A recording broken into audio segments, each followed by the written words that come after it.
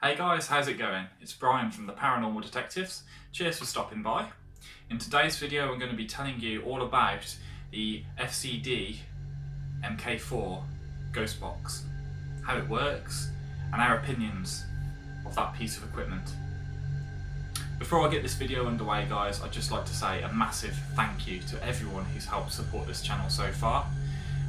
We've grown so much and we've recently hit 1,000 subscribers, which is absolutely phenomenal. It's a number I don't think either myself or Nathan ever actually thought we'd achieve, but we've done it, and thank you ever so much for everyone who supported us. We've got some exciting things to look forward to as well, so if you're new here and you're watching this for the first time and you enjoy what you see, please help support us and consider subscribing to us. So today's video is all about the FCD MK4 Spirit Box, and if you're not too familiar with what that piece of equipment is, then here's one I have for you now. Basically this works in a very similar way to the Spirit Box or a ghost portal. As you're using a Spirit Box, you will be sweeping through radio stations, radio waves, and basically you'll be doing it at such a rate that the idea is that nothing really should come through. But occasionally you'll hear the odd voice come through. Now obviously as you are sweeping radio channels, radio waves, there's always a chance that it's some of that which is picked up. However, that is why when we use the Spirit Box personally, we will set it to the very highest sweep rate possible. That is just our method. You can obviously have your own method. You can set it to whatever sweep rate is available to you on that device. Obviously whatever works for you guys, try it. For us personally, we do it at the quickest one to try and avoid as much contamination from the radio as possible. So how this works differently compared to a Spirit Box, basically this does exactly the same. It will sweep through radio waves, it will sweep through radio channels, and it will do it at a certain rate. The difference is you will not get as much white noise with this device. Basically this will cut it off. Those that are familiar with music will recognise the term noise gate. This basically has the same thing programmed into it.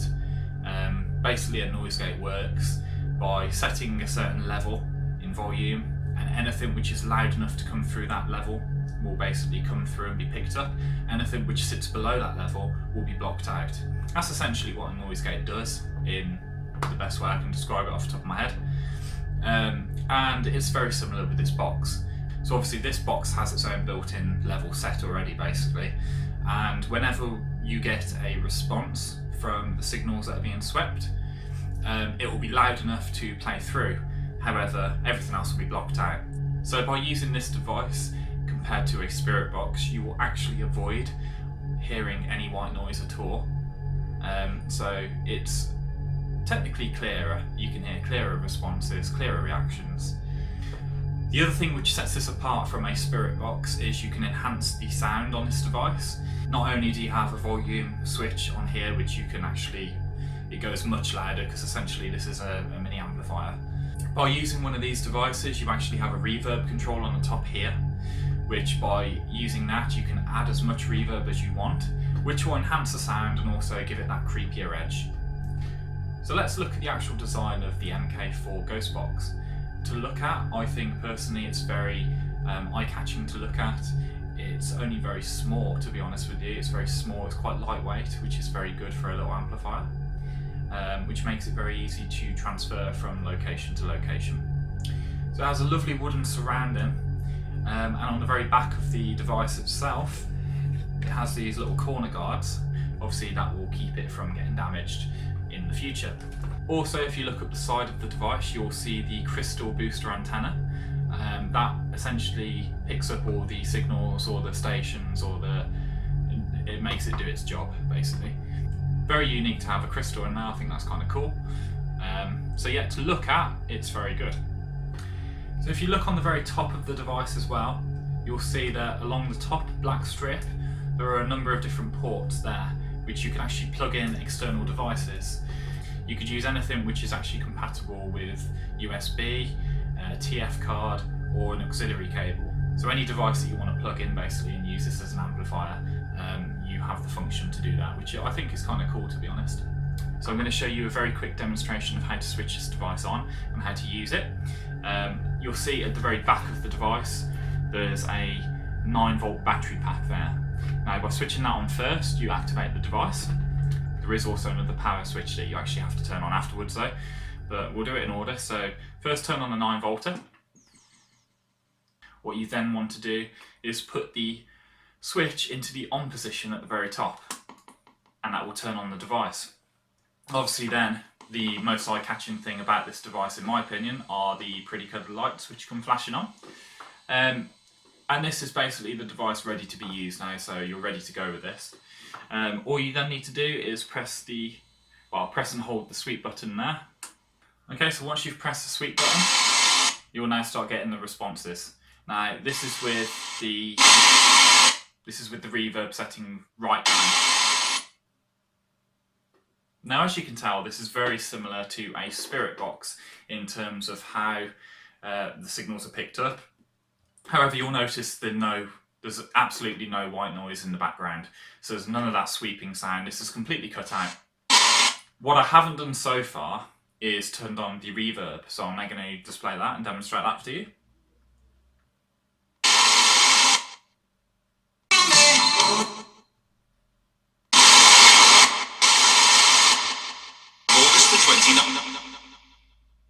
Okay, so you'll notice now a bit of an echo after the words are spoken. So we're going to give it a quick demonstration for you guys. Is there anyone in this house with me? Is there anyone here? It really is. So there really is. Is there someone here, please?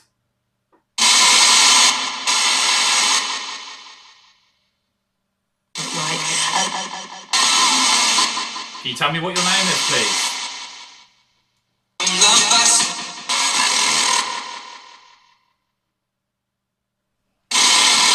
Come on. My name's Brian, what's yours?